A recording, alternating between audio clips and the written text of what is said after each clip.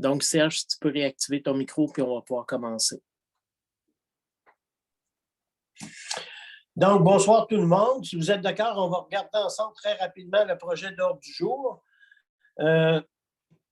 Vous avez au point 2 l'adoption de l'ordre du jour. L'item 3, l'adoption du procès-verbal de la réunion ordinaire du 13 décembre.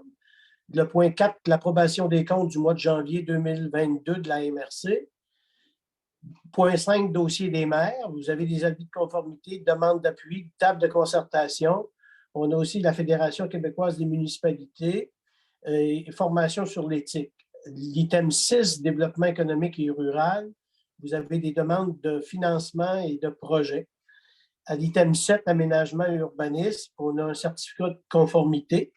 Dans le dossier du préfet, je voudrais peut-être que vous notiez 8.1, évolution du dossier forêt.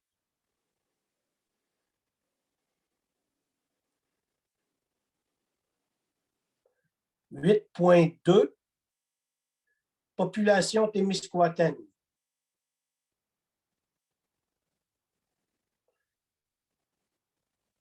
8.3, information pandémie. J'ai eu un Zoom sur l'heure du souper avec la directrice régionale du CIS Bas-Saint-Laurent, puis les députés, puis les préfets de toute la région, et je vais vous faire un petit suivi. Et 8.4, dossier service de garde en milieu familial.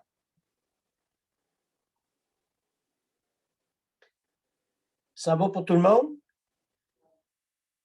L'item 9, l'accord et approbation des dépenses d'entretien et de la grille d'inspection du parc linéaire. L'item 10, autorisation pour la vente d'une parcelle de l'eau. L'item 11, les bons coups. L'item 12, dans l'affaire nouvelle, on avait dans 12.1 une demande qui nous était faite de la part de Mario Patry, maire de Saint-Athanas, concernant un besoin d'une ressource, une journée semaine en urbanisme. Et je ne sais pas si vous avez d'autres éléments que vous voulez ajouter dans l'affaire nouvelle. Si oui, on peut recevoir vos éléments. Et si vous n'en avez pas pour le moment et qui s'en ajoute en cours de route, vous nous le ferez savoir et on va l'inscrire à l'ordre du jour. Ça va pour tout le monde?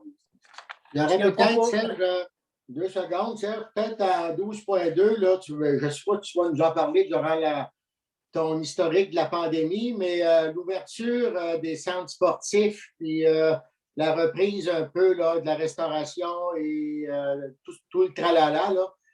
Je ne sais pas si tu as d'informations quand est-ce qu'on va pouvoir recommencer à avoir un petit peu d'activité physique puis du social un peu, là.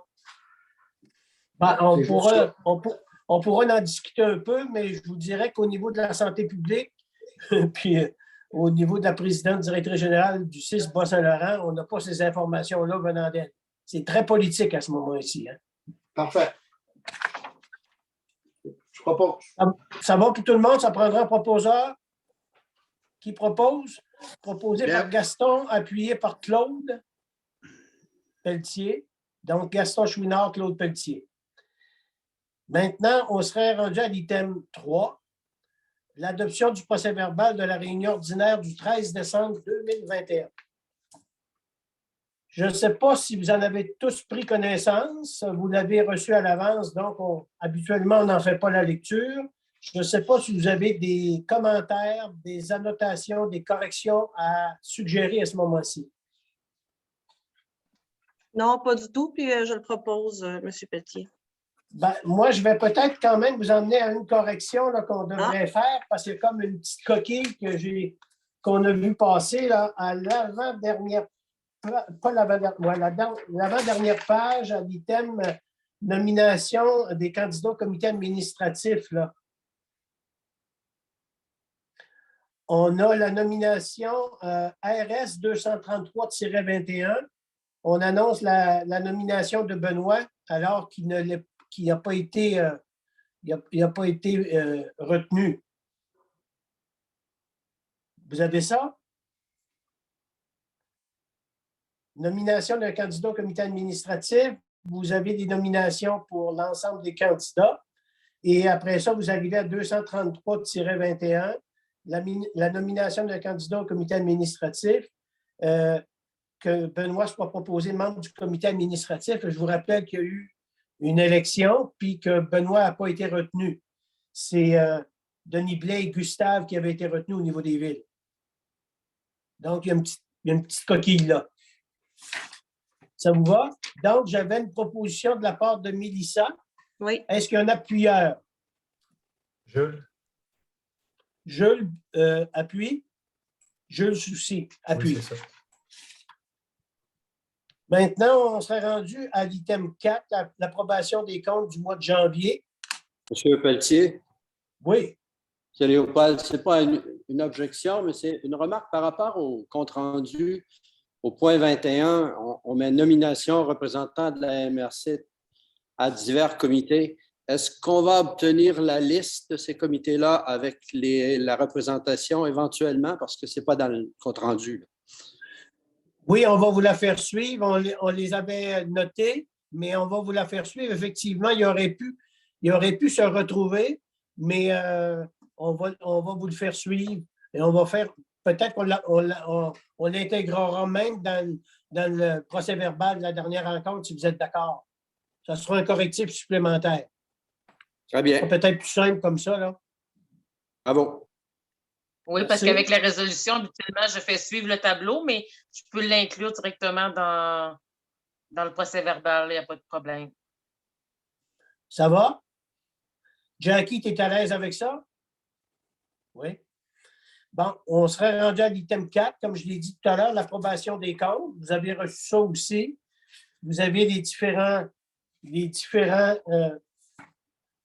fonctions en administration générale. Vous en avez aussi par la suite au niveau de d'autres secteurs comme la sécurité publique, l'hygiène du milieu, etc. Je ne sais pas si vous avez des questions, des commentaires par rapport au compte à payer. Ça vous semble complet? Oui. Oui, moi, je vais simplement proposer. Tiens, bonsoir, Pierre, je ne t'avais pas vu encore. Donc, Pierre Dagneau propose l'acceptation des comptes à payer. Est-ce qu'il y a un appuyeur? Gustave. Gustave appuie. Oui, j'aurais une question à la page 16 de 20. Le Centre de recherche industrielle du Québec, là, on prend 25 000 dans le fonds éolien. Je ne sais pas si Oui, c'est de répondre là-dessus. Oui, Pardon. vous vous souvenez, c'était le projet de rehausseur de saveur pour l'eau d'érable, le projet qui avait été présenté là, par... OK, c'est bon. C'est ce projet-là. On a fait le débourser. Parfait, merci. OK. D'autres questions, d'autres commentaires? C'est beau. Ça va pour tout le monde? Donc, on avait nos proposeurs, nos appuyeurs. Maintenant, on s'est rendu à l'item 5, dossier des maires. Le premier élément, 5.1, l'avis de conformité du règlement 02-10-50. L'item 5.1, c'est tout simplement une confirmation. Jackie, est-ce qu'il y a quelque chose de particulier que tu veux rajouter à ce moment-ci? Tout simplement pour dire qu'on vous avait présenté l'avis du ministre, puis là, maintenant, c'est le règlement comme tel très bientôt. Ça va? Oui. Oui, peut-être une question, Pierre Bossé. Est-ce que Mathieu ou Jackie peut nous faire un petit résumé? C'était quoi l'utilisation non agricole dans l'agricole numéro 1? C'était quoi le règlement exactement? Je ne me souviens plus. Dans le fond, le règlement 02-10-50 venait bonifier des usages secondaires à l'usage agricole qui étaient possibles sans l'autorisation de la CPTAQ. La CPTAQ, en 2018, avait fait un règlement là, qui venait ajouter certains usages, surtout à caractère touristique, là, je te dirais, là, qui n'avaient pas de besoin de leur autorisation. Fait que nous autres, pour pouvoir le permettre aussi, on a fait cette modification-là. Puis l'autre volet de cette modification-là, c'était pour l'affectation agricole 2, permettre là, sur les terrains de 18 hectares et plus, là, il y avait un terme, on parlait de terrain, 175 mètres d'un terrain, d'une installation d'élevage. Maintenant, c'est 175 mètres de l'usage résidentiel qui doit être conservé là, avec une installation d'élevage. C'est essentiellement cette modification-là. Je suis en train de préparer là, les règlements de concordance là, pour les municipalités. Là. Je vais vous envoyer ça sous peu là, pour que vous puissiez intégrer ça dans vos règlements. Excellent, merci Mathieu. Ça va, Pierre? Maintenant, on serait rendu à l'item. Ça ne prend pas de résolution. L'avis de conformité, Jackie? Non. Non, ça va. Non, pas besoin pour ça. Maintenant, demande d'appui au projet Un toit pour nous, trajectoire Rome du QRTB. Vous avez vu passer la correspondance? Oui. C'est effectivement un nouveau service d'hébergement temporaire, de soutien et d'accompagnement pour les hommes et les pères du QRTB vivant une période difficile et momentanée dans leur vie. Il faut être conscient que c'est un accord de principe pour cette démarche-là, c'est un appui, mais on sait aussi qu'ils sont en demande de financement. Et actuellement, il y avait une demande de financement au niveau potentiel, au niveau des MRC. Et nous, ce qu'on leur a fait comme message, c'est qu'ils devraient passer par le fonds de la ruralité au niveau des régions, le volet, si je me rappelle, c'est le volet 1, hein, Jackie? Ouais. Le volet 1, parce que ça touche à plusieurs MRC. Donc, ce qui serait facilitant pour, si jamais c'est accepté comme tel. Et actuellement, c'est quand même un projet, pour votre information, là, qui est près de 1 million. Mais il y a beaucoup de supports qui vont chercher à droite et à gauche. Et il y a des implications importantes. Et les MRC seraient un joueur mineur au niveau financier. Là. Mais il y a vraiment à la fois le CIS du Bas-Saint-Laurent qui s'implique là-dedans et il y a aussi d'autres organismes qui vont s'impliquer aussi. C'est juste pour savoir si vous êtes à l'aise avec cet appui-là. Au niveau des municipalités, c'est strictement un appui qui nous demande. Oui, exactement. Il n'y a pas d'autre chose au niveau des municipalités. S'il y a une implication, ça va être au niveau MRC, comme je vous dis, dans le cadre des fonds de la ruralité. Là. Merci. Mario Guimond propose. Mario Guimond propose. Est-ce que c'est appuyé? Appuyé par? Mélissa. Mélissa, OK. Appuyé par Mélissa. Donc, ça serait tout pour cet item-là. Table de concertation de la forêt privée. Vous avez reçu des tableaux qui expliquent, dans le fond, si je résume, là, c'est que depuis 2021, compte tenu, je dirais, de la problématique de la tordeuse, la partie est du territoire du Bas-Saint-Laurent est beaucoup plus affectée que la nôtre, mais ils prennent une bonne partie des sommes d'argent qui sont dévolues pour l'aménagement des lots et aussi les travaux sylvicoles et ils les transfèrent au niveau des traitements au niveau de la tordeuse. Ce qui veut dire que ça nous pénalise grandement. Et dans les prochaines années, à partir de 2022, on parle de pertes significatives là, qui pourraient aller jusqu'à 4 millions par année si on ne reçoit pas un budget gouvernemental pour compenser cette perte-là. Et la démarche, dans le fond, c'est de faire en sorte que quand il y a une situation d'urgence à cause de d'autres problématiques au Québec, les régions sont appuyées, sont soutenues financièrement. Dans le cas qui nous concerne, le Bas-Saint-Laurent, on est une des seules régions très fortement, je dirais, attaquée par la tordeuse à ce moment-ci, et on est doublement pénalisé. Donc, ce qu'on s'attend de la part du gouvernement, c'est qu'il fasse en sorte de débloquer des sommes d'argent pour compenser le Bas-Saint-Laurent. C'est un peu ça la démarche. Il y a une résolution qui suit. Je ne sais pas si du côté de Mireille, tu vas pouvoir faire suivre le projet comme tel. Là. Il y avait un projet de résolution qui était déjà bâti et je peux déjà vous dire que l'ensemble des MRC vont appuyer la démarche, l'ensemble des partenaires du Bas-Saint-Laurent, et on va demander aussi aux municipalités qui sont sur le territoire de la MRC de Témiscouata de passer la même résolution. Et quand vous Mais allez On avoir va vous faire passé, suivre là, dans les prochains.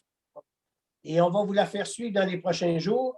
Et lorsque ça va être passé, on va vous demander de la faire suivre à la MRC. Dans le fond, vous appuyez la MRC dans la démarche. Ça va pour tout le monde? Il n'y a pas une part. Oui. Seulement comme petite note, le manque à gagner, là, c'est pas dû au niveau du budget que le gouvernement a pris les sommes et a mis ça dans une autre région. Ça? Il l'a pas vraiment mis dans notre région, ils l'ont mis davantage sur la partie est du territoire, mais pour combattre la tordeuse. OK. Puis on est une région qui était favorisée jusqu'à maintenant au niveau des travaux sylvicoles, mais on avait des besoins à ce niveau-là. Et là, ce qu'on s'aperçoit, c'est que le ministre de la Forêt ne semble pas très attentif à la réalité du Bas-Saint-Laurent. Là. Oui. Et à preuve, même la ministre régionale, Mme Proulx, a essayé de l'interpeller, puis il ne semblait pas avoir beaucoup d'écoute. Et là, actuellement, c'est le premier ministre que la région veut interpeller. OK. Je ne sais pas si Mireille a réussi à... Je vais faire le partage d'écran. Tu vas faire le partage d'écran? OK.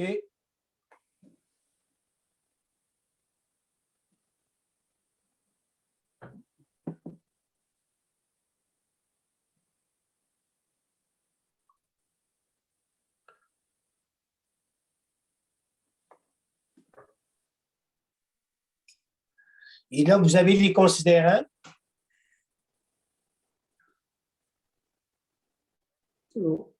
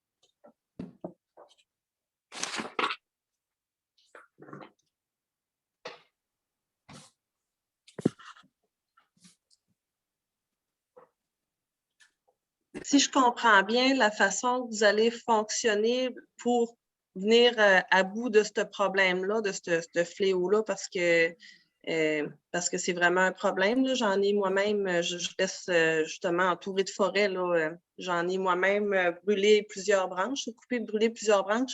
C'est quoi de réaménager, de mettre des gens vraiment strictement là-dessus? C'est comment est-ce que vous allez fonctionner? C'est peut-être une question niaiseuse, là, mais parce que moi, c'est pas mon domaine, mon département, ça fait que... Ben, ce qu'il faut dire, c'est que les travaux qui sont prévus au niveau de la tordeuse, ils doivent se faire. Nous, on comprend bien ça, puis on s'attend à ce que ces travaux-là puissent se faire. Mais en même temps que les travaux en lien avec la tordeuse doivent se faire, il y a des travaux d'aménagement puis des travaux sylvicoles qui doivent continuer à se faire dans l'ensemble des forêts privées. Et à ce moment-ci, les groupements forestiers n'auront pas des sommes d'argent requises pour pouvoir faire ces travaux-là, d'aucune façon. Donc, ce qu'il faut s'assurer, c'est qu'effectivement, on réponde à la fois à la problématique de la tordeuse, puis en même temps qu'on continue aussi à poursuivre le développement au niveau de la forêt privée sur le territoire du Bas-Saint-Laurent.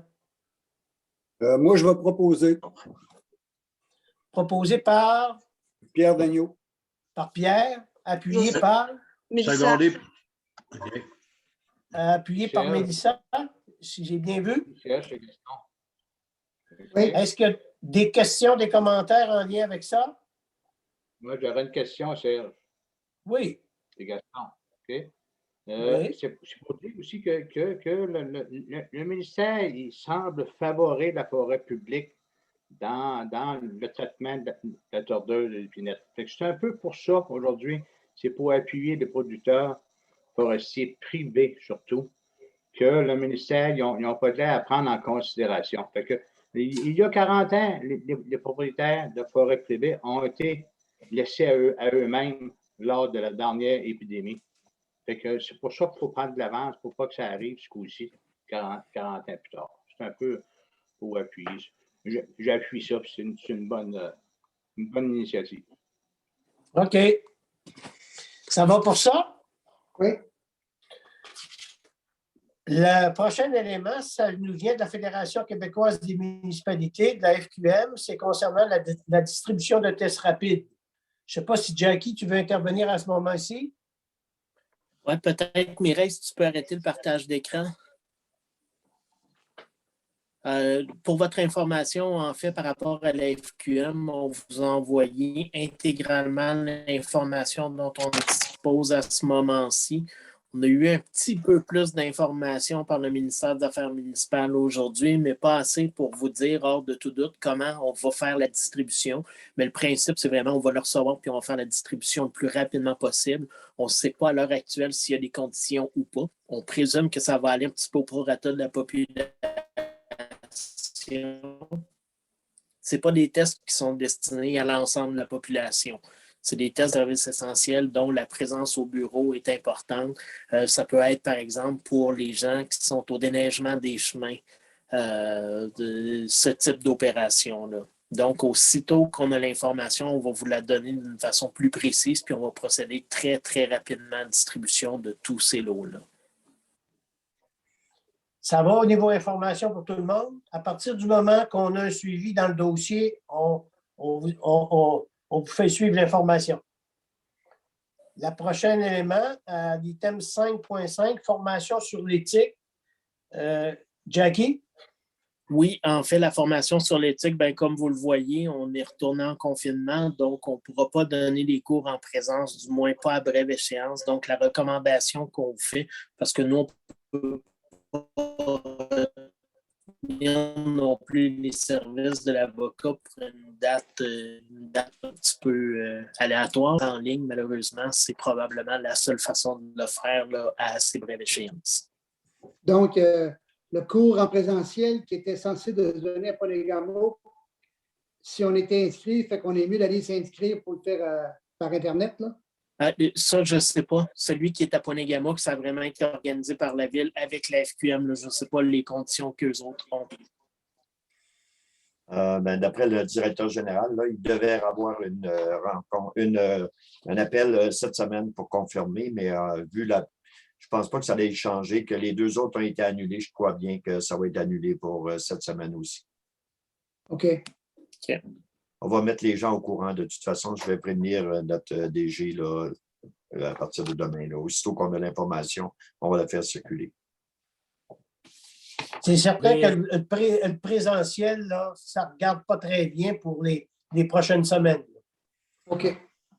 On n'avait pas reçu de l'information de la FQM ou en tout cas des affaires municipales qui pouvait donner la formation à coût beaucoup moindre, Jackie. Il me semble que la municipalité, mon bureau, ne t'ont pas envoyé quelque chose là-dessus, l'information là-dessus? Oui, ben les prix sont, je crois, meilleurs qu'ils l'étaient au tout début. Là. À un point où ça remettait même en question. Excuse, ça a coupé. Le montant c'est 149 $, c'est rendu. OK. Fait qu'ils ont baissé le prix. OK. Alors, c'est Léopold, soit à Jackie ou à M. Pelletier.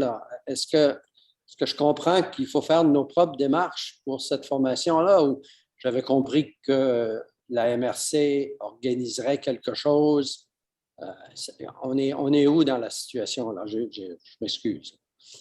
Oui, c'est ça. En fait, c'est qu'en présence, c'est devenu très, très, très difficile, voire même impossible à court terme.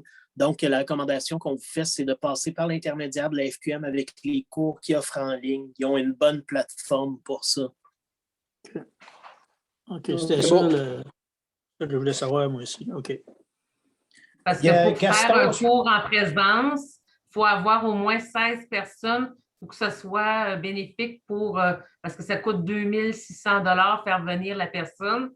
Fait que si on n'a pas 16 personnes, ben, on le divise en moins de participants. Je n'avais pas suffisamment d'inscriptions pour pouvoir faire un groupe. Puis étant donné qu'on n'a pas de salle disponible à cause qu'on ne peut pas se réunir, tout ça, fait que ça devient encore moins possible de faire la formation en région. Là.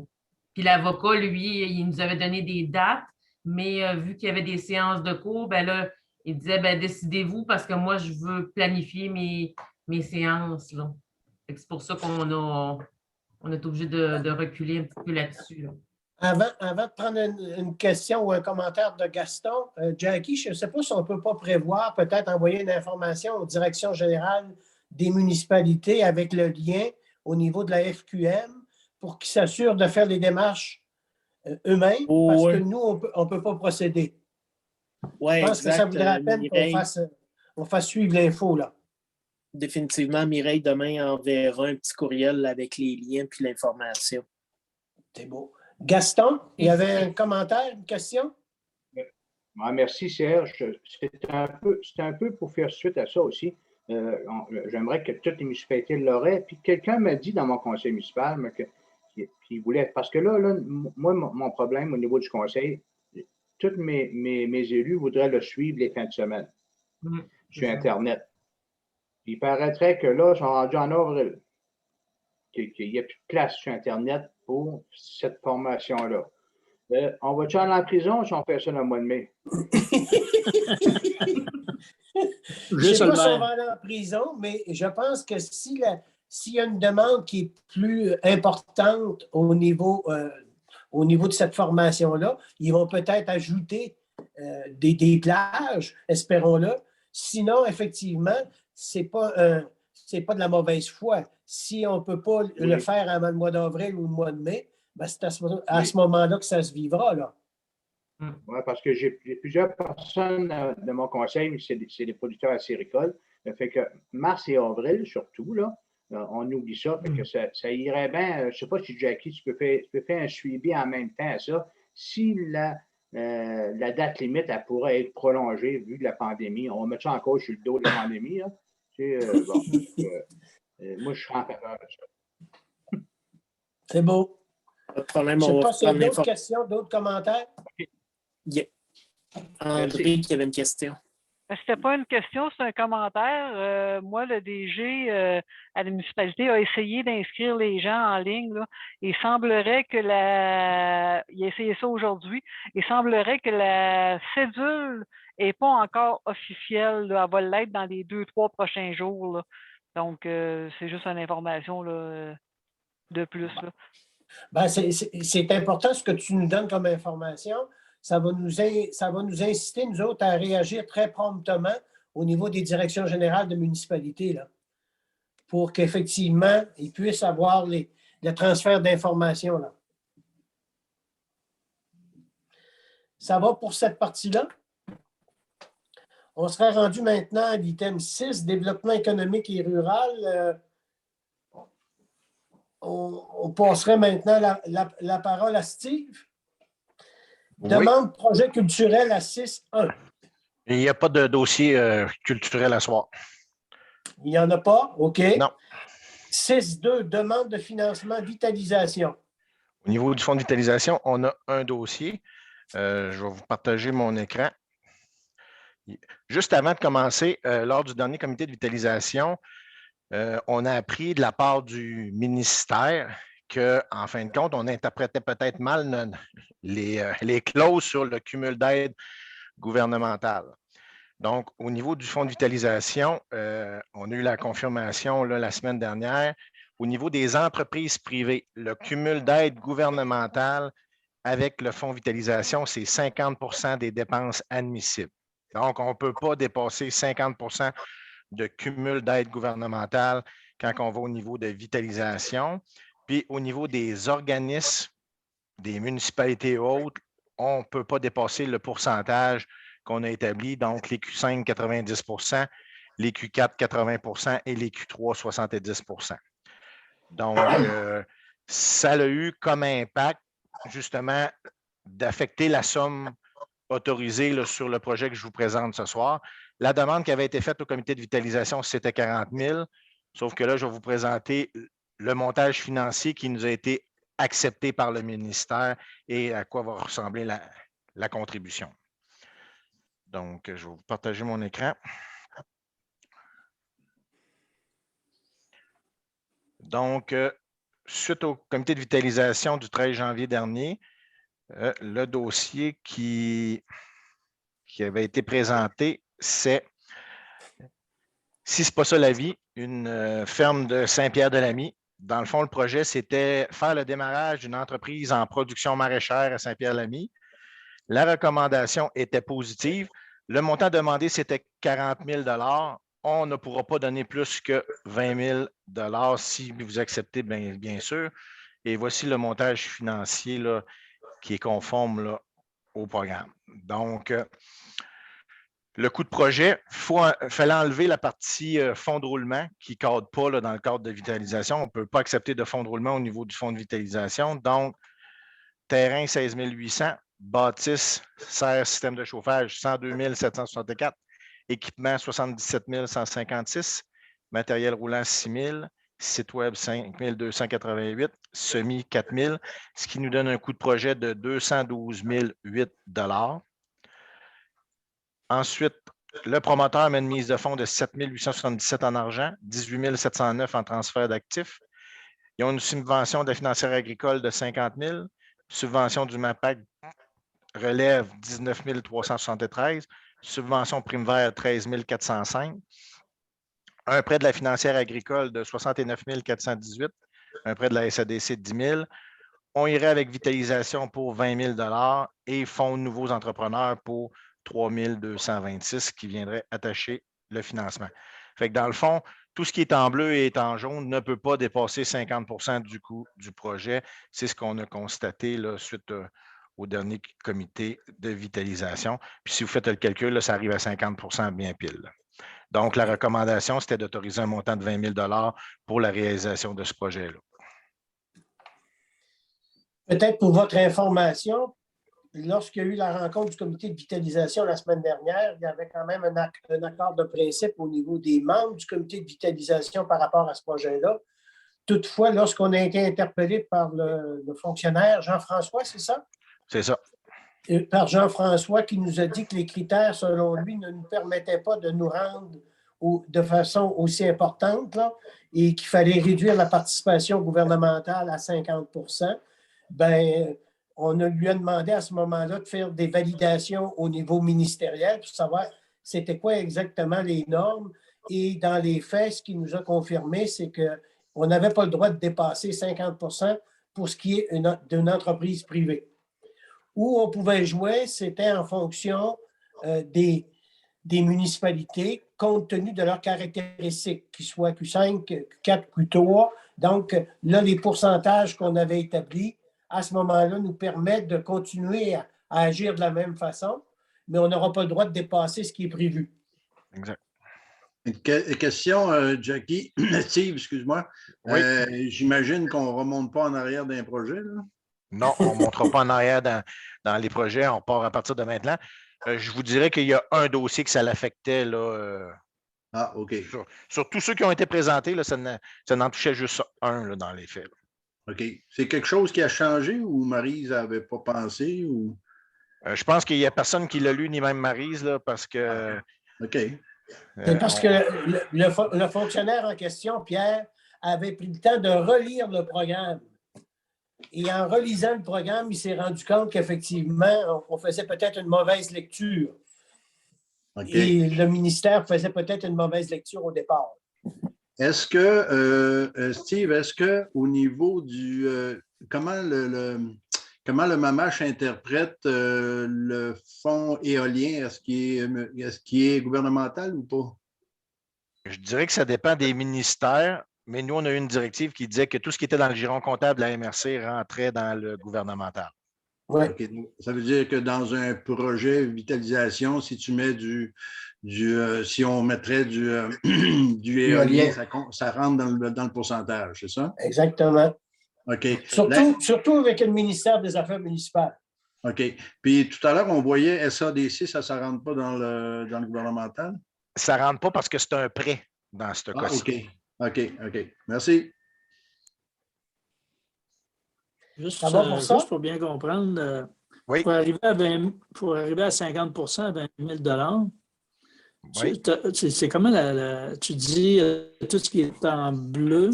Oui, ben je peux. Tu arrives avec un montant de. Attends un petit peu, je peux vous le représenter. Juste pour bien comprendre, parce que ça va être de même à l'avenir. Fait que j'aimerais ça bien comprendre. Oui, c'est tout à fait normal. Ça ne sera pas long. Donc, si on regarde 50 000, ça, c'est une subvention non remboursable. Fait que tu fais 50 plus 19 000, ça fait 69 373. Plus 13 000, on parle à 70. En tout et pour tout, on arrive à 106 400. OK. 50 Oui, mais 50 mais pour arriver à 20 000, c'est juste que je ne suis pas vite, là, moi, mais je veux juste comprendre, c'est 50 de 106 000 que tu as le droit d'aller maximum. C'est ça. Mais pour l'ensemble de l'aide l'ensemble du non remboursable. Je vais te donner un exemple, Bruno. Si jamais le MAPAC n'était pas dans le projet, bien, nous, on aurait pu donner jusqu'à 100 000. Mettons que le MAPAC n'est pas, puis ni la financière agricole ne font pas de subvention, on aurait pu y aller avec vitalisation jusqu'à un montant maximum de 100 000, plus rajouter un 6 000 de nouveaux entrepreneurs, puis là, on aurait atteint notre 50 %. Sauf que là, le MAPAC puis la financière agricole, c'est des subventions gouvernementales. Donc, je n'ai pas le choix de les inclure dans mon cumul. Non, là, je comprends. C'est à cause que c'est des subventions. Exactement. Et non pas des prêts. C'est ça. Ah, je comprends. C'est bon. Merci. Ça va? Oui. Moi, j'avais proposé que si on était conforme, que le projet soit accepté. J'en fais encore la proposition. Je vais seconder. Je vais seconder Pierre Dagneau. Comme ça reste pareil.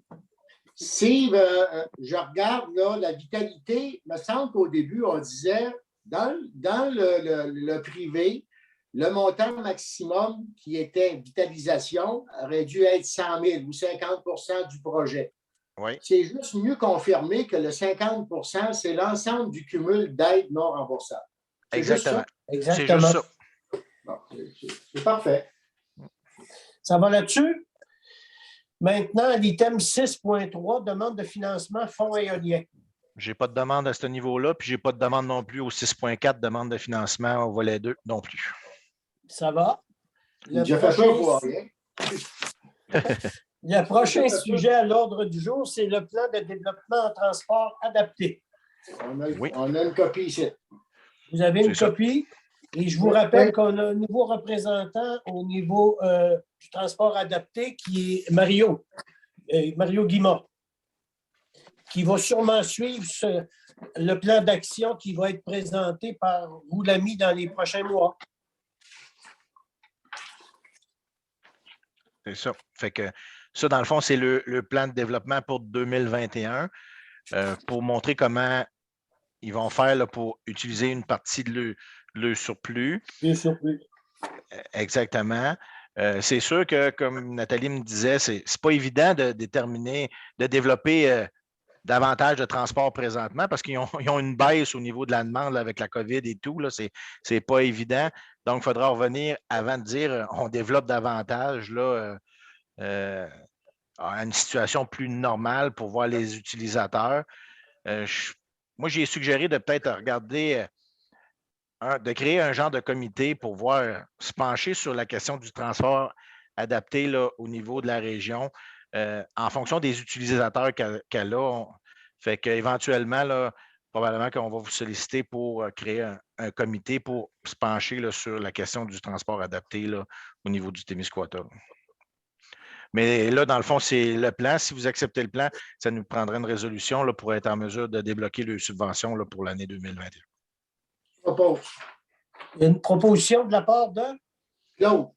Ah, c'est de Claude, appuyé par Seconde, Jules Soucy. Appuyé par Jules. Je t'ai jamais demandé, Mireille, si tu nous comprenais bien. Oui, c'est parfait de la façon que vous procédez. OK. Maintenant, on serait rendu à l'item 7, aménagement, urbanisme et sécurité incendie. 7.1, certificat de conformité. Mathieu? Oui, on avait un certificat de conformité au schéma d'aménagement pour une modification du règlement de zonage de la municipalité de Saint-Eusèbe. Dans le fond, c'est un règlement de concordance à une modification du schéma qu'on avait fait là, pour permettre des superficies pour des porcheries biologiques ou rustiques, là, des superficies supplémentaires pour répondre à la norme là, de biologique et ou rustique. Là. C'était conforme au schéma. En fait, c'est pour que mieux comprendre, c'est que dans le bio, dans le rustique, c'est que la superficie pour le confort des animaux, on double quasiment la superficie en mètres carrés au niveau bâtiment, puis accès à l'extérieur. C'est pour ça que on ne change pas le nombre d'animaux, là, puis la quantité de phosphore, c'est juste la superficie pour le confort de l'animal. Exactement. Mathieu, une question. Le règlement de la MRC qu'on dit le 02-10-43 qu'on a changé touchait certaines municipalités, dont nous, on a fait aussi le règlement. Ça veut-tu dire qu'il faut qu'on propose notre changement de règlement ou faut-tu faire ça à toutes les municipalités qui l'ont fait? Toutes les municipalités qui étaient concernées par la modification 02-10-43, oui, il faut qu'il y ait un règlement de concordance. Est-ce que je dois... pas mémoire, mais je pense qu'il est fait. Oui, il est fait chez nous. Est-ce que je dois te le soumettre comme on prend celui-là de Saint-Eusèbe ce soir? Oui, mais c'est ça. Écoute, je pourrais vérifier. Non, c'est plus une question. J'ai dans la tête que le certificat de conformité au schéma est déjà fait. Moi, de mémoire, Lac des Aigles, Saint-Honoré, c'est pas aussi ça. De mémoire. Okay. C'est plus une question de processus, Mathieu. Je veux juste comprendre pourquoi Saint-Eusèbe présente ce soir son règlement. Parce qu'il était rendu à cette étape-là. Normalement, la municipalité a 6 mois pour adopter un règlement en concordance avec une modification du schéma d'aménagement. OK. Peut-être que je vais vérifier, mais peut-être que Lac des Aigles, le processus est déjà complété. Vous avez adopté, je ne sais pas quand est-ce que vous avez adopté on l'a adopté en début du mois. Là. Donc, mais ma question, je la repose. Je repose ma question. Est-ce que je dois te présenter mon règlement modifié? Oui. OK. Moi, je pense que oui. Là. Normalement, Francine va m'envoyer une copie certifiée conforme avec les résolutions d'adoption. Puis à la prochaine séance du Conseil des maires, on va adopter ce certificat de conformité. OK, merci. Il y a une question en lien avec ça, Gaston? Oui, ça pour rappeler à Pierre aussi, là, Pierre ici, on est 3 municipalités qui on a demandé que le règlement, mettons un exemple qu'un promoteur voudrait faire une porcherie de porc bio sur notre territoire. Il y a Lac des Aigles, Saint-Eusèbe et Saint-Pierre-Lamy sur le territoire de la MRC qui ont accepté d'avoir cet élevage-là dans leur municipalité. C'est un peu pour ça. Il y avait déjà Saint-Honoré Saint-Honoré, avait fait cette modification-là. Mais Saint-Honoré, on n'a pas encore adopté le projet, le règlement. Là, justement, il y avait des questions au moment où on est arrivé pour l'adopter. D'accord. OK. Merci. Ça veut dire que ça va pour tout le monde? Oui.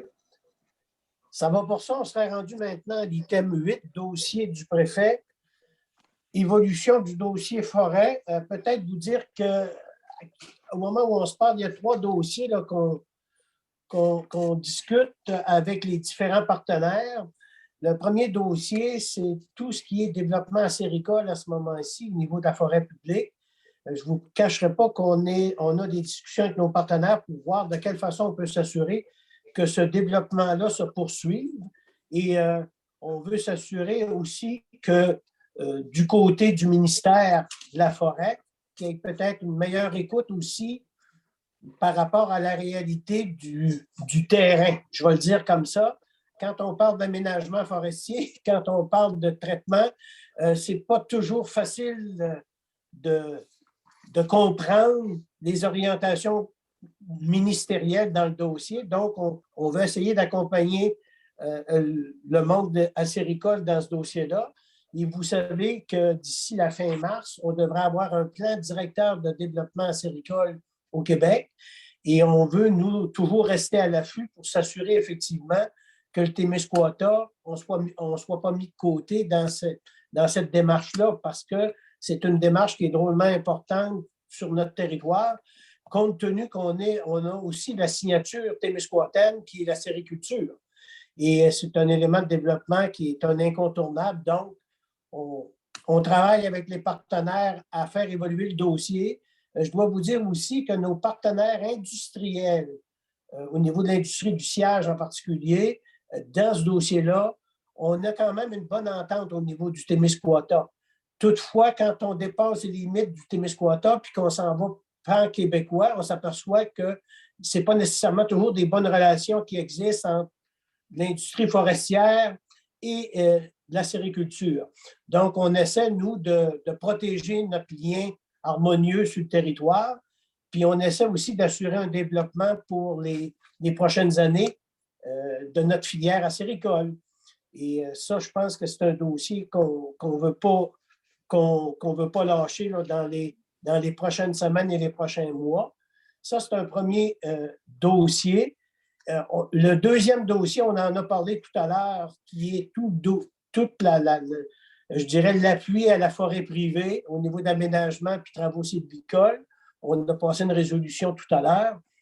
Et le troisième élément, c'est peut-être vous dire que incessamment, on va devoir asseoir les industriels puis l'ensemble des autres utilisateurs de la forêt publique ensemble. On va s'asseoir ensemble pour essayer d'établir et de maintenir le consensus qui existe actuellement, puis on va s'assurer qu'on va travailler de façon harmonieuse pour les prochaines années.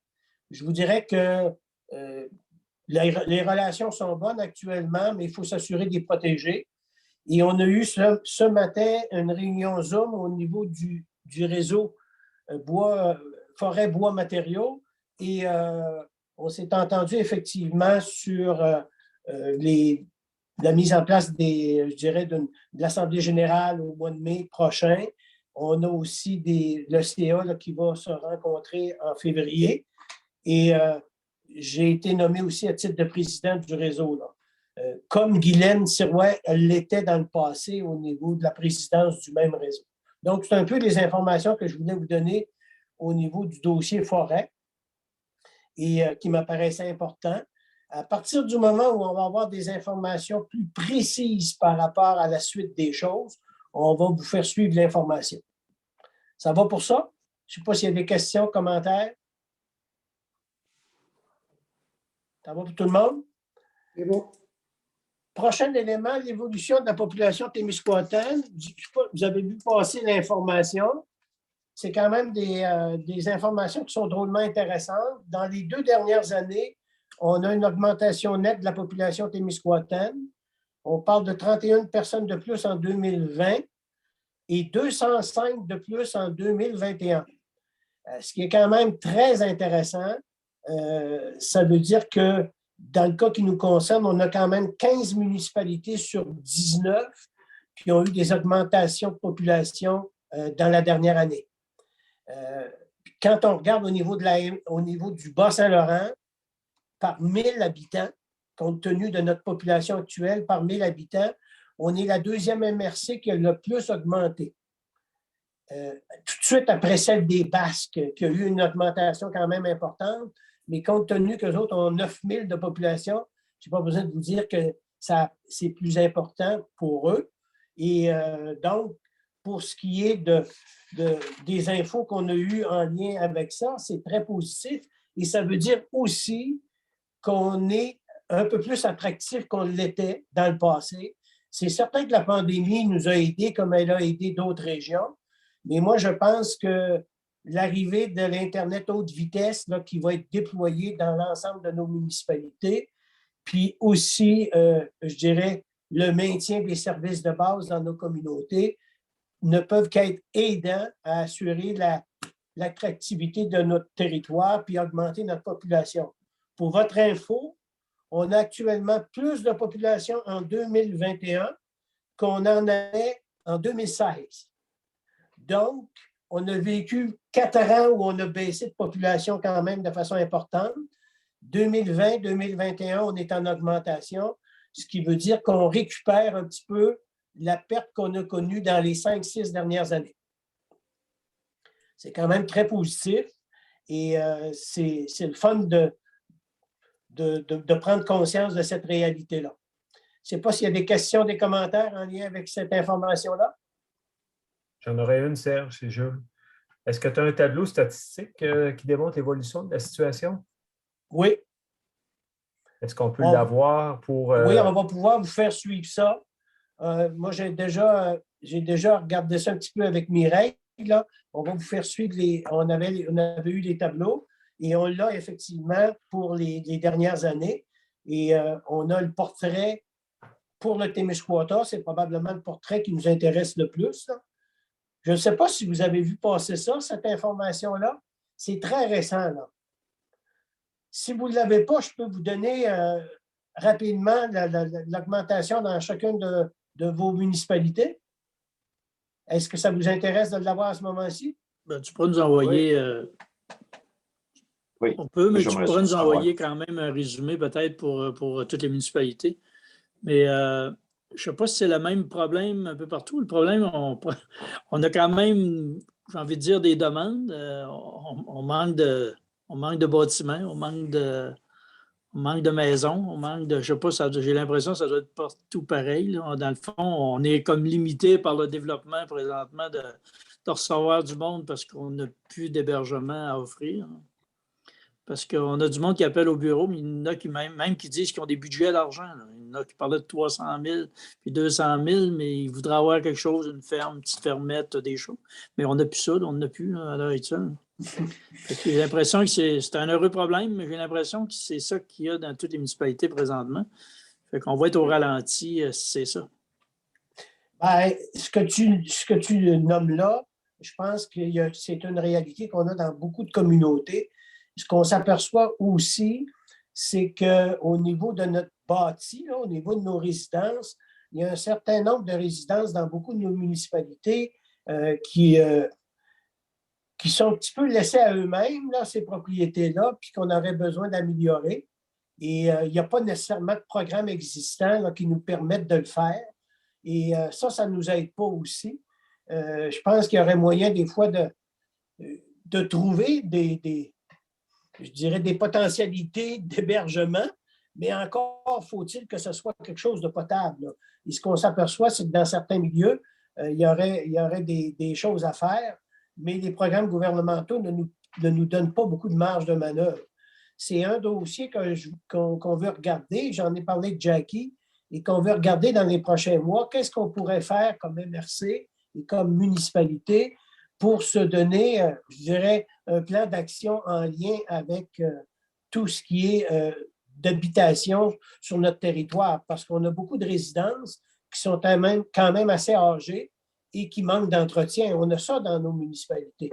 Et on a aussi des gens qui ont vécu toute leur vie sur notre territoire, puis qui arrivent à un moment où ils n'ont pas nécessairement le goût d'investir ou le moyen d'investir pour rénover. Ça fait partie des questionnements qu'on va devoir brasser ensemble dans les prochains mois parce que cette réalité-là, elle est présente. Et quand on regarde les programmes, On parle toujours des HLM, mais ce n'est pas nécessairement la solution pour des milieux comme les nôtres. On aurait besoin, oui, d'avoir aussi des logements abordables et non pas des logements à prix modique. Là. Et les programmes au niveau de logements abordables, c'est davantage tourné vers des grands centres que vers des milieux comme les nôtres. En tout cas, on regarde tout ça, mais il y a une problématique qui est réelle. Puis effectivement, il y a beaucoup moins de disponibilité dans un certain nombre de municipalités là, au niveau logement. Si je peux me permettre, M. Pelletier, nous, ici à Saint-Louis, on a une rue qui est neuve. On avait encore des terrains disponibles dans la rue Caron, qui était la rue neuve quand moi, je suis arrivée à Saint-Louis en 2010. Puis là, c'est ça, on a fait les réfections dans la rue Pelletier, puis on a une belle rue neuve, mais c'est comme que je parlais avec certains citoyens, c'est que les coûts ont tellement augmenté aussi, les matériaux. Les terrains, nos terrains, on les vend vraiment pas cher, mais c'est ça, c'est rendu le coût d'investissement, les matériaux, faire la fondation et tout et tout. Un de mes conseillers, il est rendu à pas loin de 250 000 pour son bungalow qui vient de se reconstruire dans la rue Neuve. C'est quand même assez important. Là. Oui, il y a quelque chose de très beau. On s'entend, une maison neuve reste une maison neuve, mais c'est ça, à cause de toute l'inflation, là, ça devient quand même important. Puis du fait que avec la 85 qui est en train de se refaire, nous autres, on veut évidemment garder nos citoyens, mais là, c'est ça. Le MTQ, je pense qu'ils ont de la misère à suivre l'inflation. Ils ont tellement donné beaucoup au début de cette histoire d'autoroute-là que ne sont pas aussi friands qu'au début de signer échec, disons. Là. Puis une autre réalité qu'on a aussi, que moi, j'ai remarqué quand on arrive à Saint-Louis, vous parliez que les gens que ça fait longtemps qu'ils restent à Saint-Louis puis qui n'ont pas envie d'investir dans leur maison. Moi, il y a une maison, c'est une des premières maisons qu'on voit quand on arrive au village, puis c'est pas faute de budget, là. Mais c'est encore sur l'isolant extérieur. C'est une belle grosse maison, mais elle est à moitié rénovée, puis ça n'a pas bougé de là. Puis justement, je demandais voir s'il y avait un moyen, si on pouvait avoir un règlement, quelque chose pour justement demander aux gens, bien, pouvez-vous, s'il vous plaît, quand vous commencez une rénovation, pouvez-vous, s'il vous plaît, la compléter parce que je vous dis, ça fait 11 ans que je suis à Saint-Louis, ça fait 11 ans que cette maison-là n'est pas terminée. Puis c'est comme que je dis, là, c'est pas un jugement, là, c'est pas rien de ça, mais c'est pas pour faute de budget là, de la part de Mais il y a des règlements. Oui. Ah, ben, je vérifierai avec ma DG parce que c'est ça, là. Disons que c'est pas très attrayant. Tu arrives à Saint-Louis, puis moi-même, j'ai un bloc, là, j'ai acheté un bloc l'année passée, puis on va faire des travaux dessus. On a commencé par le commencement, là, faire l'isolation, les choses qui pressaient pour mettre mes locataires confortables, mais on y va tranquillement pas vite, sauf que tu commences quelque chose, tu le termines parce que ça fait partie du paysage urbain, là, dans le fond. Là. Ouais, et ce qu'il faut comprendre, par exemple, tout à l'heure, quand je m'exprimais, je parlais davantage au niveau de rénovation qu'au niveau de construction dans mon propos. Là. Parce que notre réalité, c'est qu'on a un bâti dans nos municipalités, dans beaucoup de nos villages, où les gens auraient besoin d'être supportés un peu pour l'amélioration, particulièrement dans le périmètre urbain.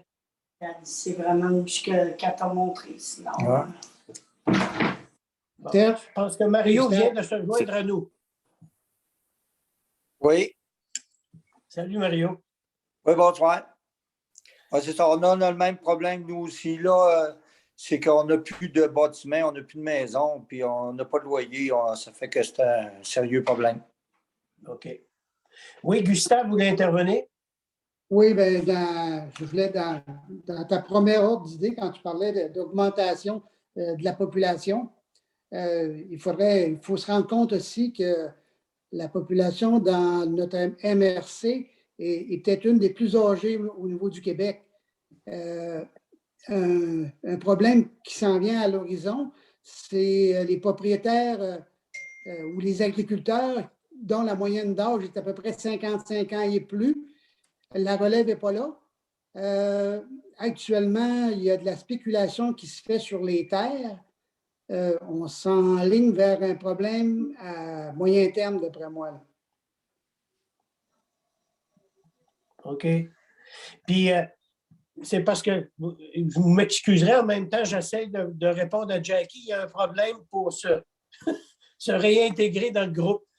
Peut-être vous dire qu'effectivement, notre population est très vieillissante. On est attractif à ce moment-ci, mais moi, ma prétention, c'est que notre attractivité est davantage sur des personnes, je ne dirais pas des personnes semi-retraitées ou retraitées, mais dans la dernière année, j'ai comme l'impression qu'on a quand même des nouveaux arrivants plus jeunes. Mais dans les faits, on fait face aussi à une réalité dans nos villages, c'est qu'on a des périmètres urbains où on a des gens qui sont là depuis fort longtemps, souvent, qui n'ont pas nécessairement la capacité de faire des rénovations majeures. Et je pense en particulier à tout ce qui est isolation de maison, toiture, fenestration, etc., et qui auraient besoin d'un programme ou d'un support. Ça peut être quoi dans une MRC comme la nôtre, je ne le sais pas. C'est certain que du côté de la MRC puis des municipalités, il va falloir qu'on réfléchisse ensemble à mettre en place peut-être un programme, puis à voir aussi quel support on pourra avoir des institutions financières. Juste comme ça, Serge, pour répondre un peu à la question de Mme Laure, oui, il y a des règlements qui peuvent être adoptés par les municipalités sur l'entretien des bâtiments. Puis éventuellement, ça va faire partie des prochains règlements qu'on va vous inviter à adopter, là, un règlement justement sur l'entretien des bâtiments et sur la démolition. Vous avez par la loi sur l'aménagement et l'urbanisme jusqu'en 2023 pour adopter un règlement sur la démolition des bâtiments puis la préservation des bâtiments patrimoniaux. Mais là-dedans, on va inclure l'entretien aussi des bâtiments existants. Là. OK. Donc, un bâtiment qui n'aurait pas de finition extérieure ou qu'il est clairement désuet, qui risque d'attaquer la structure, là, vous pourriez intervenir là, au niveau d'un règlement municipal. Ça, c'est un règlement qu'éventuellement, excusez, M. Serge, de vous interrompre, c'est un règlement que tu vas nous envoyer là, pour être adopté éventuellement? Oui, c'est ça. Yann travaille là, sur justement tout ce qui est logement, habitation, démolition, patrimoine. Fait que pour mettre à jour notre inventaire du patrimoine, on doit, selon la loi, vous devez, là, oui, les municipalités adopter des règlements là, pour conserver des bâtiments à caractère patrimonial. Puis faire un règlement sur la démolition. Fait qu'on va on va essayer de vous faire quelque chose d'uniforme pour chacune des municipalités là, pour que ça soit plus facile d'application, considérant qu'il y a pratiquement 50% des municipalités là, qui font affaire avec nos inspecteurs aussi. Oui, c'est ça aussi. Les mêmes dispositions pour tout le monde, c'est plus facile à faire. Là. Parfait, merci beaucoup. Ça va au niveau info. Pierre, je pense que tu as une demande de Jackie. Tu as une demande de Jackie Pierre Bossé pour le faire entrer dans le groupe. Ah, est-ce que tu oui. le fais passer? Comment ça que c'est moi qui le fais rentrer dans le groupe? Je ne sais pas, c'est toi. Je me demandais c'était qui. Je voyais J. Wallet. J'ai dit, c'est qui ça? Parce que Jackie, il y a eu un problème d'Internet, puis ça l'a déconnecté. Puis on a essayé de voir qui était l'autre. OK, il s'en vient. Une question, M. Pelletier. Oui, c'est beau, puis c'est beau les règlements coercitifs, là, mais si au niveau de la MRC, les lois nous permettent de supporter, regardez juste un petit exercice. Mettons qu'on se mettrait 100 000 $ par année. À nos 20 MRC, ça fait 5 000 par municipalité. Fait que c'est un programme, si on peut le faire, on met un programme comme ça en place, puis d'ici 3, 4, 5 ans, on aurait aidé quelques familles à faible revenu à nipper un petit peu l'extérieur de leur maison. En tout cas, c'est juste un commentaire. Le coercitif, c'est une chose, mais quand les gens ne le font pas, c'est parce qu'ils n'ont peut-être pas vraiment d'argent. C'est un petit peu le commentaire que j'avais fait tout à l'heure. Moi, je pense qu'on est rendu à une étape où il faut regarder comment, du côté des municipalités et de la MRC, on peut accompagner certaines familles à effectivement faire des rénovations. mais on pensait davantage se concentrer dans la partie du périmètre urbain des municipalités. Oui, oui, définitivement, c'est une bonne idée. Ça va? On va revenir sur le sujet, je n'ai pas besoin de vous dire, mais pour l'instant, c'est l'information que je peux vous donner. Au niveau, Je pense du qu'André tableau... avait une question. André, là. Oh, Merci, je ne lèverai pas la main virtuellement la prochaine fois. C'est parce que je ne l'avais pas vu, excuse-moi, André. C'est correct. Mais moi, nous, on a un règlement justement quand on entame des rénovations à l'extérieur, puis que tu laisses ça sur le typeware, puis en fait, ça semble être très difficile à faire appliquer par la suite. C'est le maximum 2 ans, mais même si on a le règlement, ça reste là, puis on semble incapable de faire quoi que ce soit avec ça. Fait que, coercitif, je ne vois pas comment. Puis il me semble qu'il y a déjà aussi des programmes d'aide qui existent là, pour les faibles revenus, pour les rénovations.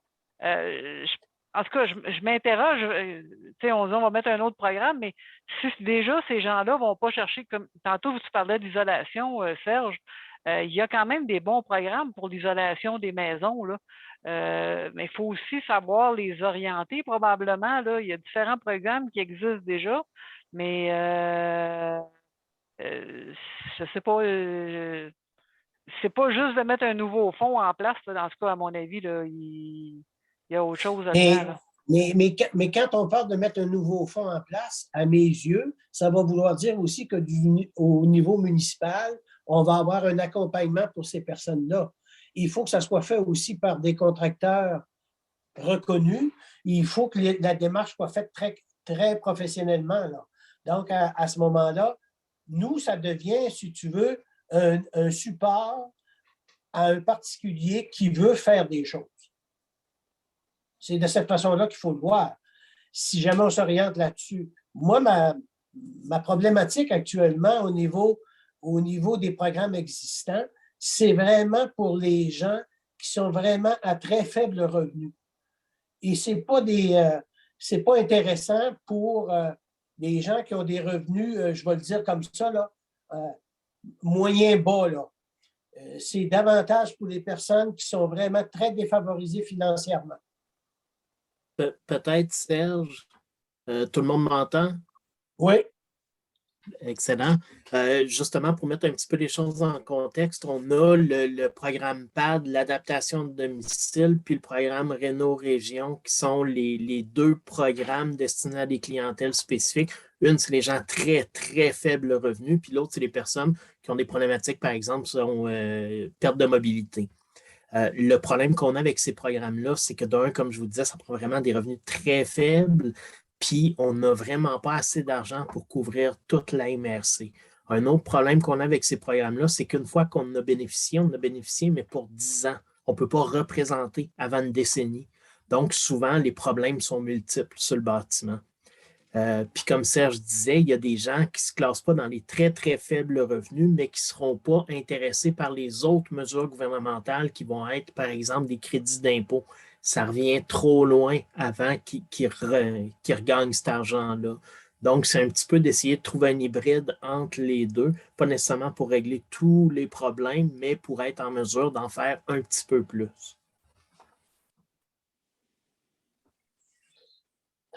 Mais c'est certain qu'on va vous revenir là-dessus. On va poursuivre notre réflexion. Puis si on sent le besoin de mettre en place un comité restreint pour réfléchir en commun là-dessus, on va le faire. Mais l'idée, c'est on essaie d'essayer d'être proactif parce que notre crainte, nous, effectivement, c'est que dans quelques années, ça va encore se détériorer davantage au niveau de certains périmètres urbains. Et on va avoir des problématiques parce que même les résidences n'intéresseront pas de futurs acheteurs parce qu'ils vont être potentiellement trop désuets. Donc, c'est important d'essayer de corriger le tir dans les prochaines années. D'autres questions, commentaires en lien avec ça? Tout ça est en lien avec l'évolution de la population. En conclusion, je vous rappelle qu'on va vous faire suivre les tableaux, on va vous faire suivre l'information, puis on on devra aussi, dans les prochains mois, réfléchir collectivement à peut-être, je vais le dire comme ça, peut-être mettre en place un programme pour revitaliser les périmètres urbains puis aider les ménages à pas nécessairement très faibles revenus, mais à des revenus modiques. Ça va? Maintenant, pandémie, peut-être l'information que je peux vous donner en lien avec ça, c'est qu'on a eu une rencontre avec Mme Malo du CIS du Bas-Saint-Laurent. Et ce qu'on s'est rendu compte, effectivement, c'est qu'on a encore des problématiques au niveau de notre fameux variant Omicron. Pour votre info, aujourd'hui même, il y a 23 personnes hospitalisées dans le Bas-Saint-Laurent. Et parmi ces 23 personnes-là, il y a 70% des 23, ça veut dire 15 personnes, là, qui avaient comme cause principale d'hospitalisation le COVID. Les 8 autres, il y avait comme cause une autre cause, mais il y avait aussi le COVID. OK? Mais ce qui est particulier au Bas-Saint-Laurent, c'est que les personnes hospitalisées, au moment où on se parle, on a un âge moyen de 84 ans. Quand on a un âge moyen de 84 ans au niveau des personnes hospitalisées, tout simplement, il faut être conscient qu'on parle de personnes très âgées, on parle de personnes vulnérables, qui soient soit des personnes très âgées ou encore des personnes qui ont des maladies chroniques. Tout ça pour vous dire que ce n'est pas surprenant, compte tenu de cette clientèle-là qui se retrouve hospitalisée, qu'on ait des décès à ce moment-ci. En fin de semaine passée, il y a eu 5 décès au Bas-Saint-Laurent et c'est pour ça qu'on est touché de façon plus prononcée parce que ça touche à une clientèle qui est très vulnérable. Pour votre info aussi, au niveau hospitalier, on n'a pas de problématique de délestage vraiment au Témiscouata. On a 80% des chirurgies qui étaient prévues qui se réalisent. C'est à peu près ce qui existait au Québec avant l'arrivée du variant Omicron, tandis qu'à Rivière-du-Loup, c'est 65% des chirurgies et à Rimouski, 50%. Donc, au Témiscouata, on s'en sort quand même assez bien, et même dans le Bas-Saint-Laurent. Vous dire aussi qu'au niveau de la vaccination, il y a 408 000 doses qui ont été administrées au Bas-Saint-Laurent. C'est une population de moins de 200 000. On en a 92 % qui ont eu la dose 1. On a 85 % qui ont eu la deuxième dose. Et on a quand même actuellement près de 50 % quand on tient compte des rendez-vous, là, qui ont eu la dose 3. Ce qui veut dire qu'on s'en sort quand même assez bien. Et ce que la directrice générale nous disait du CIS du Bas-Saint-Laurent, c'est qu'avant les fêtes, les récalcitrants là, qui se présentaient pour recevoir la première dose, il y en avait une trentaine par jour dans tout le Bas-Saint-Laurent. Actuellement, il y en a toujours entre 120 et 150 par jour qui s'ajoutent au niveau de la dose 1. Ce qui veut dire que de plus en plus de gens là, qui se font vacciner. Et on nous a aussi donné l'information que les urgences, à ce moment-ci, dans les hôpitaux, ne sont pas engorgées plus qu'à l'habitude. On parle d'une moyenne de 7 heures d'attente, mais pour les prises en charge, on est à moins de 2 heures. Puis le taux d'occupation des civières est à 35 % au Bas-Saint-Laurent. Ce qui veut dire que c'est quand même très bien là, quand on se compare à d'autres régions. Puis le taux d'occupation des lits de courte durée sont à 70 %. Actuellement, les problématiques au niveau d'éclosion sont véritablement dans les résidences pour aînés. Il y a 62 milieux de vie au niveau de personnes âgées, là, à l'intérieur duquel il y a 248 usagers qui sont actifs COVID. C'est quand même pas si... On parle de 62 milieux, mais il y a 250 personnes, un peu moins de 250 personnes qui sont des usagers actifs, ce qui veut dire que dans les faits, c'est quand même assez bien contrôlé. Et ce qu'on nous donne aussi comme information, c'est qu'on prend conscience aussi que les éclosions viennent, oui, des proches aidants, peuvent venir aussi je vais le dire comme ça, là, des employés ou d'autres résidents qui l'ont eu. Mais la problématique majeure de l'Omicron, c'est parce qu'il est extrêmement contagieux. Il est tellement contagieux que souvent, on a de la difficulté à trouver l'origine de l'éclosion. Ça vous démontre comment, à ce moment-ci, c'est quand même problématique. Mais ce qui est encourageant au moment où on se parle, on a 23 personnes hospitalisées, mais on a un potentiel de 48 qu'on pourrait répondre encore aux besoins. Mais ce qu'on nous rappelle, l'importance d'insister auprès de nos populations d'aller se faire vacciner. On est une des régions probablement au Bas-Saint-Laurent et j'ai hâte de voir au Témiscouata parce qu'on va avoir le portrait par MRC. On est un des territoires les plus vaccinés au Québec, le Bas-Saint-Laurent. C'est quand même positif, là. Et au moment où on se parle, ça va quand même relativement bien. Mais il ne faut pas lâcher, il faut s'assurer effectivement que les gens respectent les consignes. Puis on nous a aussi donné l'information que la vaccination des jeunes dans les écoles au niveau de la dose numéro 2 va débuter en février. Donc, c'est l'information que je peux vous donner en lien avec la pandémie.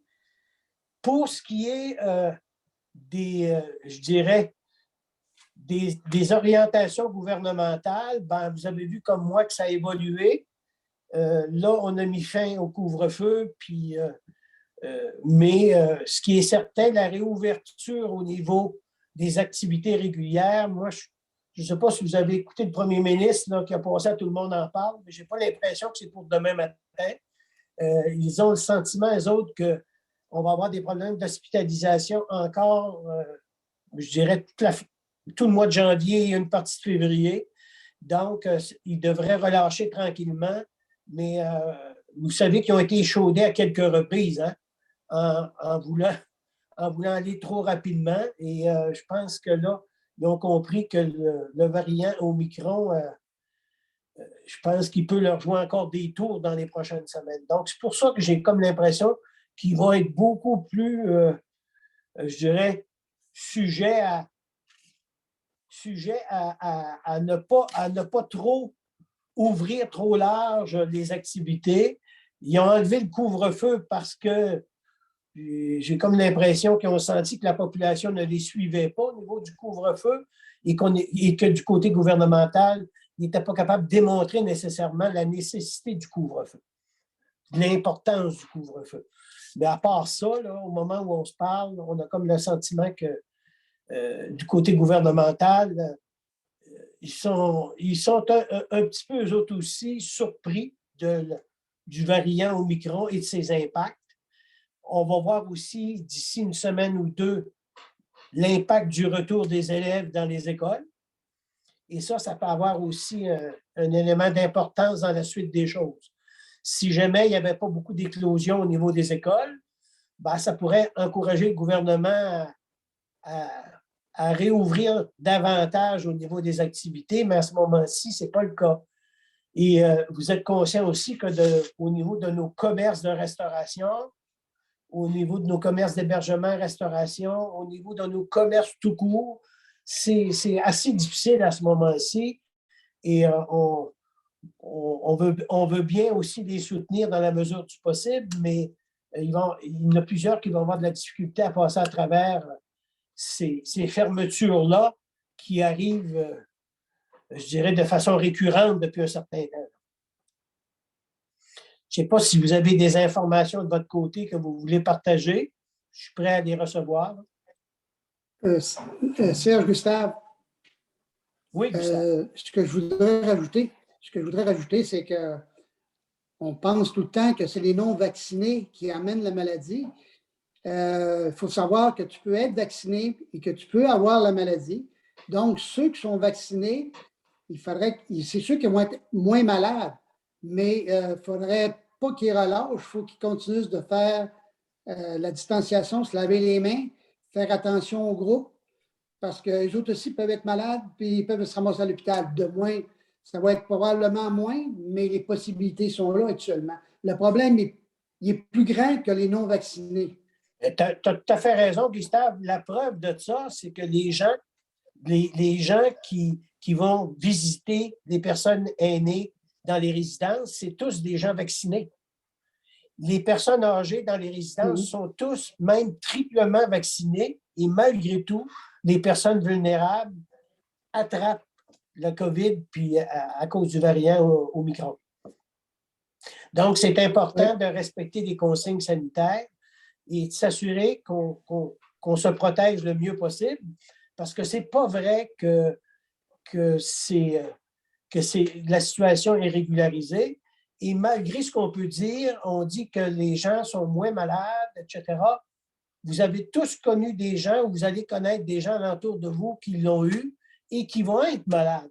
C'est pas vrai qu'on s'en sort tous avec un petit écoulement nasal, là, puis le lendemain, on est en forme. Là. Il y a des gens qui sont vraiment maganés là, lorsqu'ils attrapent Omicron.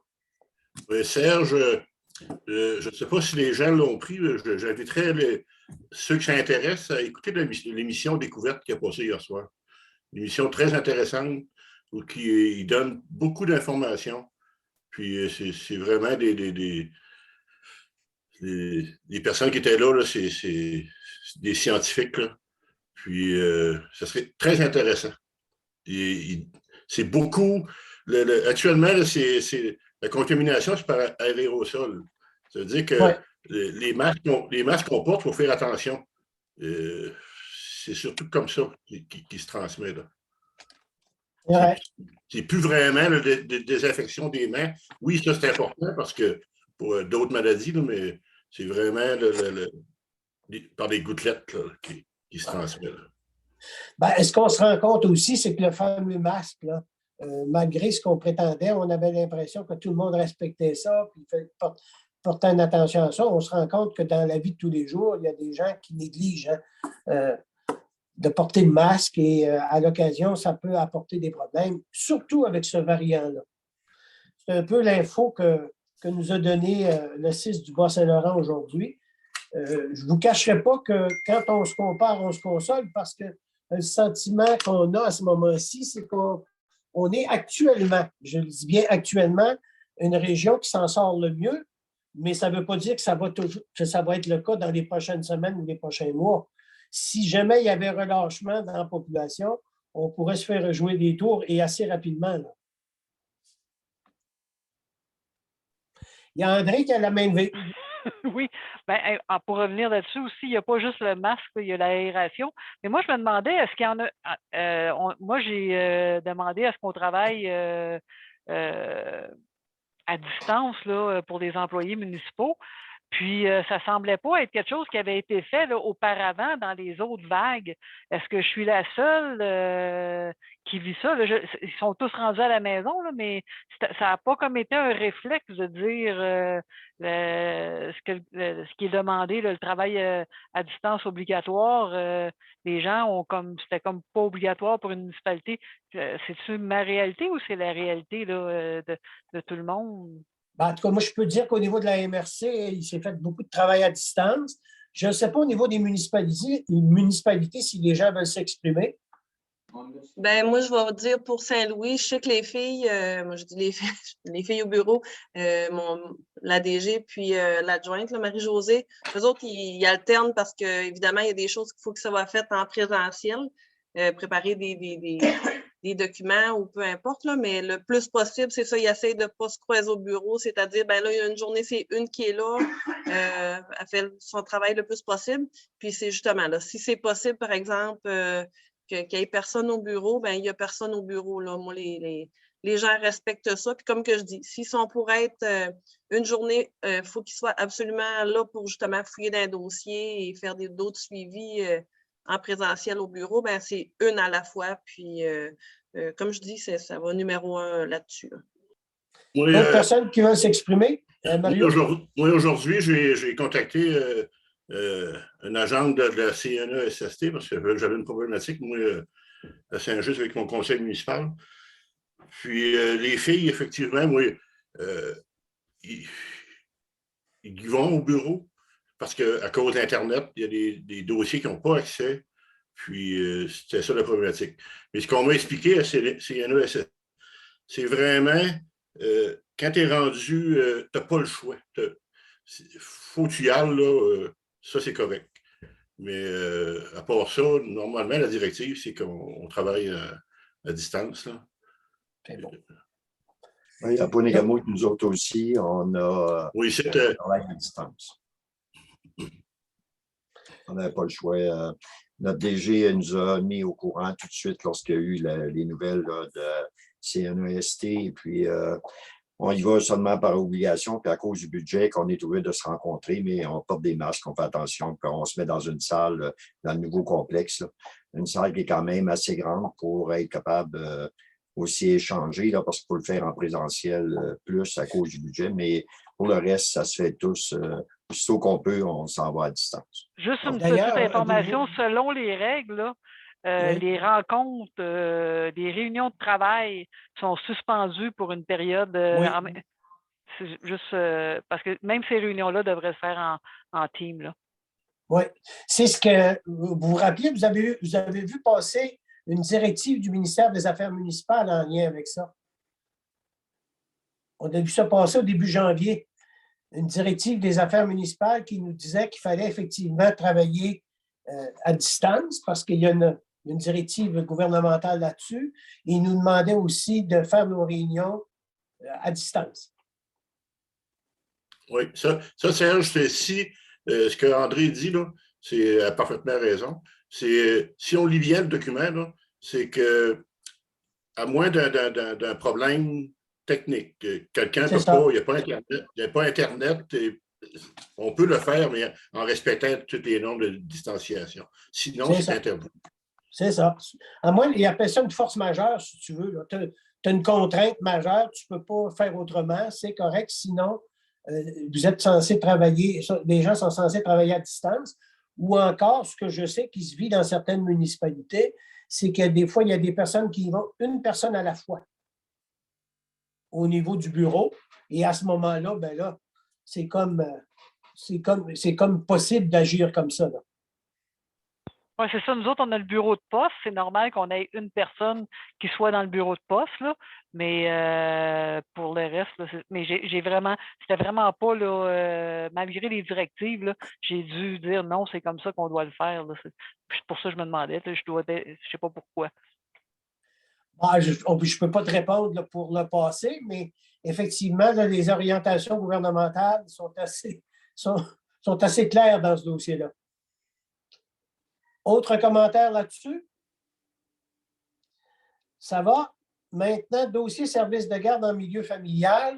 Vous avez vu passer en fin de semaine une communication de Denis Blais, probablement, qui nous donne quand même qui nous annonce quand même des bonnes nouvelles au niveau de développement service de garde que j'appelle en milieu familial, mais qu'on devrait peut-être appeler des mini-centres de petite enfance parce qu'on permettrait potentiellement le regroupement de 2 intervenantes dans un espace communautaire qui pourrait répondre aux besoins de 12 places. Donc, c'est potentiellement des beaux projets de développement. Il y a déjà 5 municipalités, si je me rappelle bien, là, qui ont montré de l'intérêt.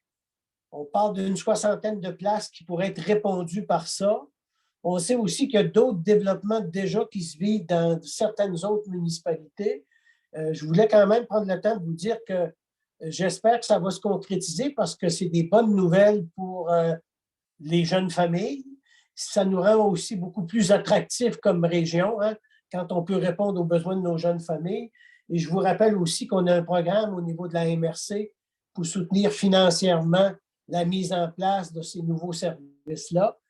Et qu'il y avait aussi d'autres partenaires comme la SADC au niveau de prêts.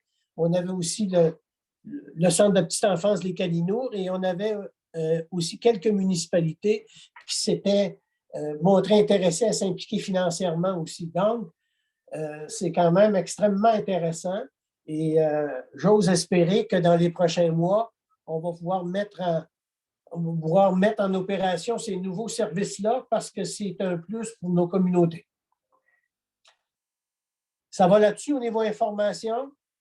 Je pense que là-dessus aussi, il faut souligner le très beau travail de Denis Blais et de Mme Lévesque là, au niveau du Centre de petite enfance, les Calinours, qui ont supporté beaucoup les municipalités et qui les supportent encore là, pour le développement de ces projets-là.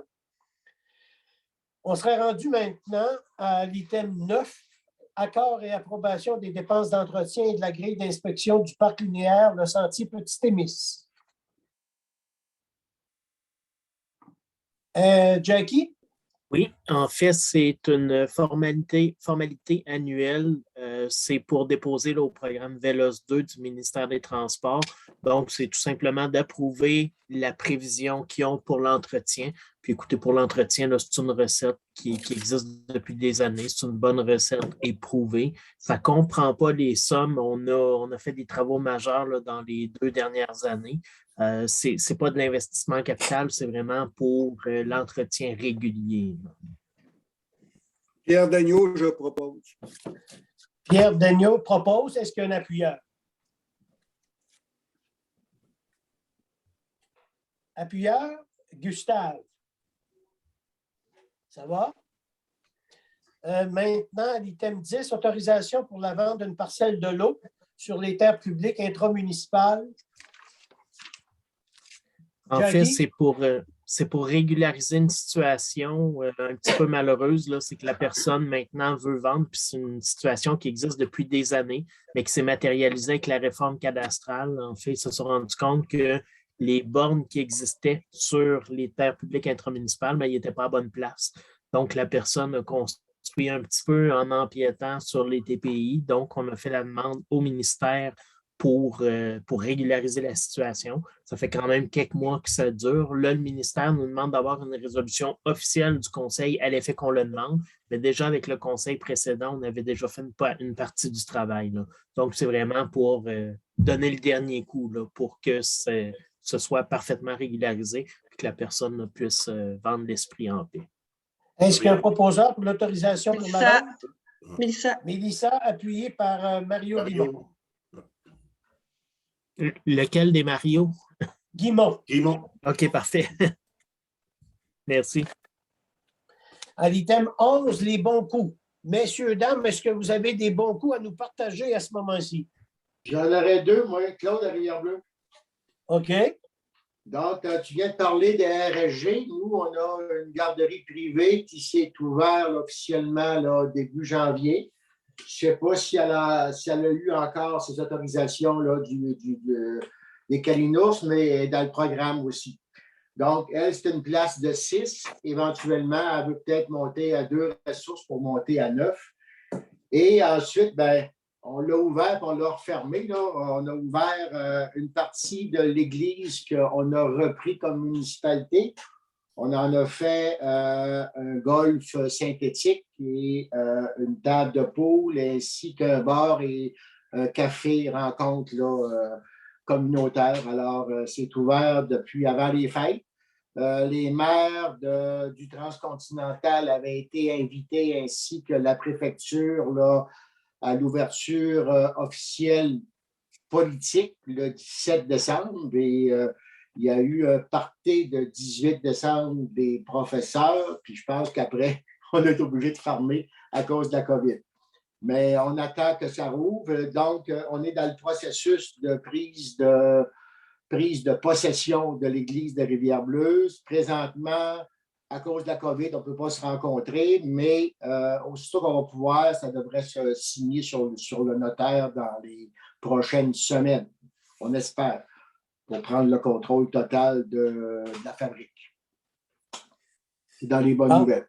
C'est les 2 bons coups de Rivière-Bleue. Est-ce qu'il y a d'autres personnes qui veulent intervenir à ce moment-ci pour nous présenter des bons coups? Oui, M. Charret.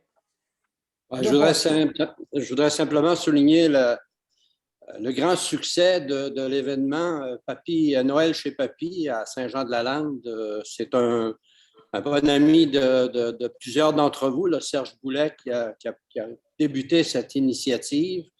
Je vous avoue que c'est très valorisant pour Saint-Jean-de-la-Lande parce que ça nous met sur la carte le temps de Noël. C'est une activité absolument particulière et spéciale. Et si jamais il y en a d'entre vous qui ne sont jamais venus, n'oubliez pas l'année prochaine d'y venir parce que vous allez voir que ça vaut la peine. Voilà. C'est bien vrai. Autre bon coup, messieurs, dames? Gustave? Oui, Gustave. Je ne sais pas si nécessairement c'est un bon coup, mais c'est pour vous dire qu'on est à l'élaboration d'une station de lavage de bateaux.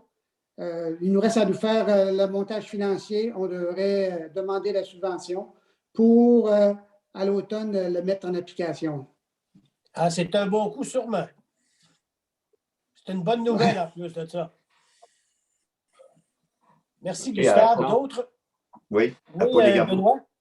Oui, à Ponegamo, qu'on a signé une nouvelle convention collective. Là, c'est officiel avec les employés syndiqués, puis avec une période de 7 ans. Donc, le prochain conseil en 2017, en 2025, excusez, n'auront pas à se casser la tête, ils ne seront pas en négociation lors des élections.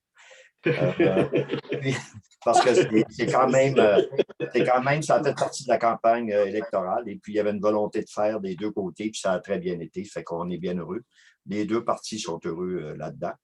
Puis aussi, on a jusqu'au mois de décembre là, pour terminer. Là, on va faire vraiment les aménagements à la plage, Ponegamo, de camping et l'électrification des sites qui sont là. Puis on est en processus d'appel d'offres justement pour savoir qui va avoir le contrat, tout ça. C'est que ça devrait bien fonctionner à Ponegamo pour les prochains mois. Merci. Bon, bonne nouvelle, Ponegamo. Pierre, je pense que tu voulais intervenir, Pierre Bossé? Ou bien que tu as juste fait un signe? Je félicitais Ponegamo. OK. Ça va pour tout le monde pour les bons coups? J'avais peut-être. Je pense qu'il y a Léopold qui voulait intervenir. Gaston. Ah, Léopold a la main levée. Puis je n'ai pas vu Gaston. Oui, Gaston est là. OK. Oui, Gaston. OK. Oui, cher, merci. Nous aussi, on a une garderie de plus dans le secteur Résurrection Saint-Eusèbe. Une nouvelle résidente qui est arrivée là. Puis on a une garderie de plus à Saint-Eusèbe. Ça nous en fait 3. Et l'autre bon coup, on commence pas une bad luck. Puis c'est le 24 décembre, les employés de l'Oasis des aînés ont testé à COVID. On était, comme on dit des fois, là, dans la merde. Les employés de ménage, puis ceux qui font à manger.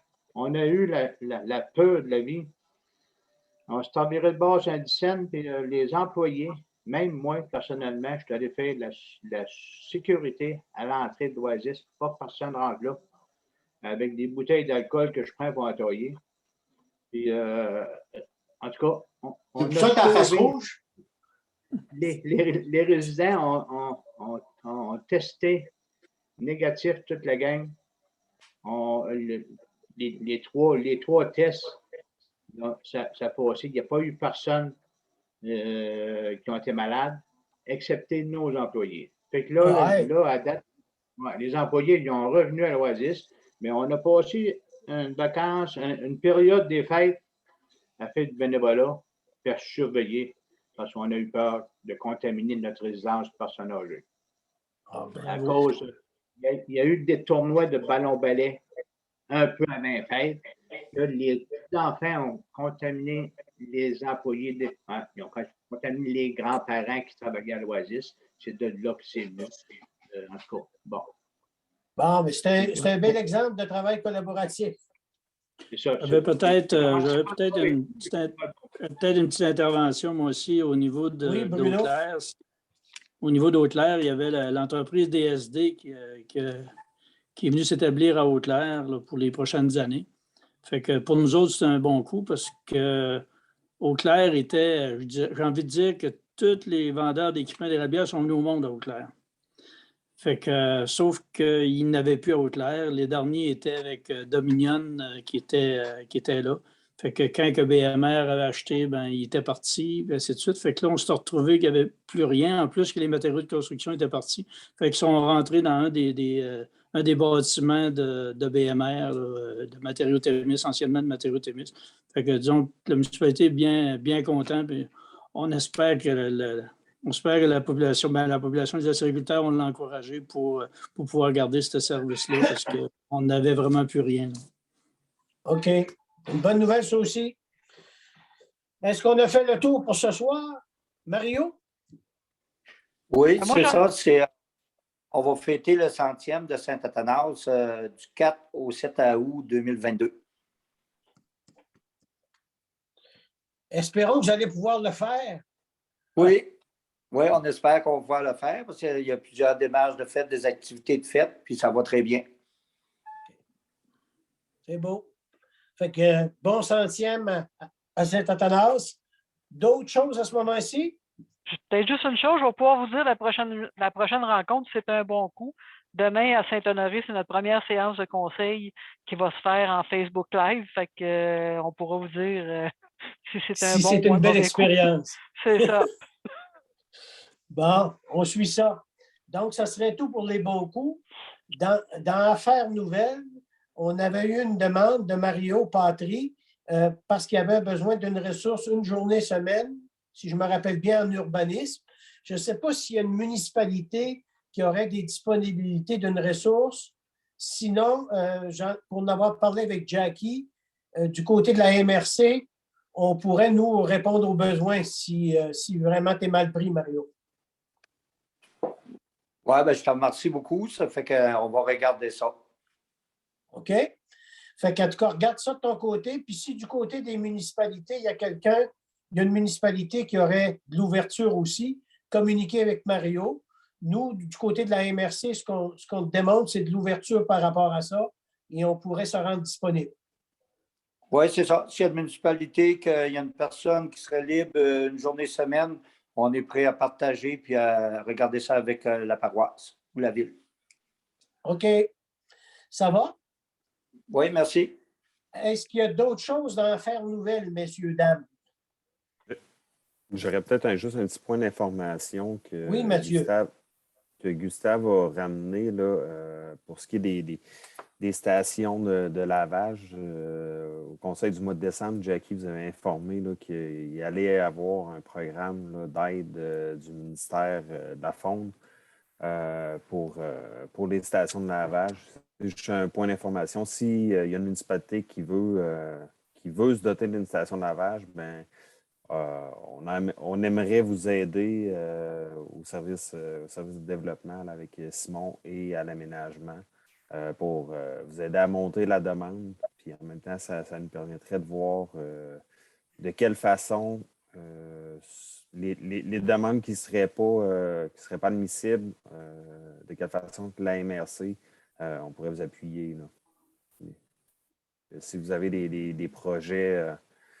des projets qui seraient prêts à déposer ou que vous avez déjà un emplacement choisi toujours, oui. Ben, on pourrait vous aider.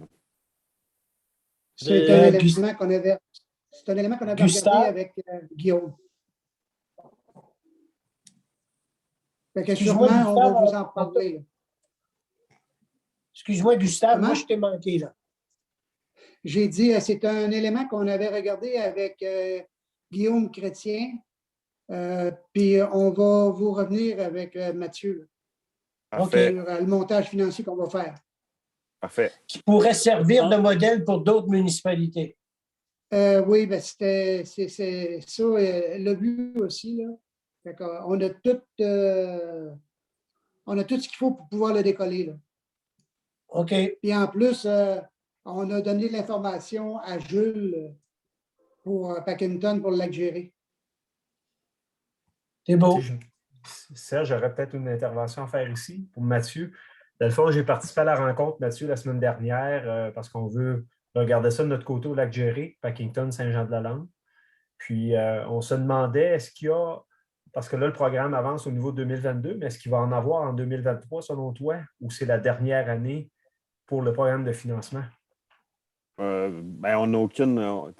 Officiellement, le programme n'est même pas ouvert pour 2022. Là. Mais on a su des fonctionnaires qui allaient être reconduits pour 2022. Fait que 2023, c'est s'avancer loin, pas mal. Mais considérant les besoins des municipalités, je pense que des municipalités puis de tout le monde, puis la volonté de protection des lacs, des cours d'eau, je pense que le gouvernement n'aura pas le choix de renouveler ce genre de programme-là. Il n'est pas adapté à toutes les situations. C'est pour ça qu'on veut voir de quelle façon y a-t-il une pertinence de faire un programme municipal ou de la MRC pour vous accompagner. Il faut se rappeler que c'est un des 3 chantiers importants au niveau de la protection des cours d'eau. Puis on se disait sûrement que la MRC va nous appuyer là, à court et à moyen terme là-dessus aussi. C'est certain que du côté des programmes gouvernementaux, à partir du moment qu'il y a un programme gouvernemental qui existe, tu comprendras que la MRC, on ne voudra pas s'immiscer dans cette partie-là, mais il reste quand même que toute la partie réglementaire, toute la partie suivie de la mise en place de ces règlements-là, que là, la MRC, nous, on peut vous appuyer puis on peut vous soutenir. Moi, je pense que c'est vraiment à ce niveau-là qu'on vous laisse impliquer. Pour vous aider, là, parce que le formulaire est quand même assez complet, là. Même pour vous aider à le remplir, à trouver les bonnes informations, là, soit moi ou certains volets ou Simon au développement. Là, on est disponible pour vous accompagner. C'est bon. C'est bon, Mathieu, merci. Il y avait un commentaire de Bruno, je crois. Oui, Mathieu, il y a quand même des choses qui vont se faire au printemps, si je ne me trompe pas, avec Frédéric au niveau de Lejeune, comme débarcadère et comme station de lavage. Fait qu'il va sûrement aussi avoir de l'information qui va sortir de là, parce que dans le fond, les stations de lavage, ils s'en font déjà ailleurs. C'est plus de voir celle-là qui va s'appliquer ici. C'est pour ça que la MRC, je pense, comme toi, dans ton rôle, Mathieu, ça va être important d'avoir, parce qu'à un moment donné, il doit y avoir des résidus de ça, il doit y avoir des choses là, autour de ça qu'il faut savoir avant de faire une station de lavage. Oui, c'est ça. Juste au niveau du programme, le problème, c'est qu'il n'est pas admissible aux propriétaires privés. Okay. C'est vraiment pour les organismes publics. Fait que c'est pour ça que s'il y a d'autres, justement, quand je parlais d'autres mesures complémentaires à mettre en place, ça va être entre autres s'il y a des privés. Mais on va s'assurer qu'il n'y ait pas de superposition, d'avoir trop de stations de lavage, mais pas assez de contrôle sur comment il est fait. Là. Parce que c'est comme mettre une mesure en place, mais qui n'est pas. S'il n'y a pas de suivi, ce n'est pas efficace. C'est pour ça que je pense toujours qu'on va être obligé d'avoir quelqu'un un bon matin, quasiment un gardien des lacs, qui va faire la tournée des lacs, puis qui va donner des contraventions, puis qui va donner, selon moi, si on ne fait rien de ça, c'est comme peine perdue. Là. Peine perdue, en tout cas, on va en récupérer, mais il y a un gros pourcentage qui vont passer au côté du système pareil. Mais en tout cas, on en rejasera là-dessus, parce que nous autres ici, on est en démarche avec ça, ce dossier-là. Fait qu'on a une rencontre prochainement, je pense, là-dessus. Il y a beaucoup d'éducation à faire. Oui. Et pas nécessairement pour les gens de l'extérieur de notre territoire. Exact. Ça va là-dessus? Oui. Bon, au niveau maintenant Excuse, Serge, je pense que M. Charret avait une intervention. Il y avait Léopold? Excusez-moi. Je voulais simplement rapidement appuyer Jules, puis vous dire qu'effectivement, à Saint-Jean-de-la-Lande, on touche 2 lacs qui sont très navigués, je peux m'exprimer ainsi, et que ça a été identifié par la population comme une priorité, les stations de lavage. Donc, on va travailler certainement avec Packington pour le lac Jerry, là. Et donc, Mathieu, tu peux nous mettre dans ton agenda déjà. C'est des bonnes nouvelles. Est-ce qu'il y a d'autres choses à ce moment-ci au niveau de la réunion? Sinon, est-ce qu'il y aurait des questions? On n'en a pas reçu écrites, mais est-ce qu'il y a Est-ce qu'il y a des questions? Non. Ça va pour tout le monde. Est-ce qu'il y a un proposeur pour la levée de l'Assemblée? Gustave. Proposé par Claude Pelletier, appuyé par Léopold. Avant de terminer, je veux vous remercier pour votre collaboration. C'est une première en Zoom, en tout cas pour moi. Je ne suis pas sûr que j'aime ça tant que ça, mais dans les faits, on n'a pas le choix. C'est difficile de gérer le groupe là, quand on a à le faire de cette façon-là, mais on va s'habituer et vous me pardonnerez si jamais j'ai fait des oublis ou encore j'ai oublié des mains levées. Je pense à André, mais c'est des choses qui se produisent. Donc, bonne fin de soirée tout le monde. Puis, je rappelle, ça a bien été. Salut tout le monde. Je rappelle aux gens qui sont sur le Bonsoir comité tout le monde. administratif qu'on a notre première réunion le 31 janvier. En passant, on apprend à aimer ça, je pense, parce que moi, j'adore ça, des réunions comme ça. Espérons-le. Merci, au revoir. OK, au revoir tout le monde. Bonsoir. Bonsoir à tout le monde.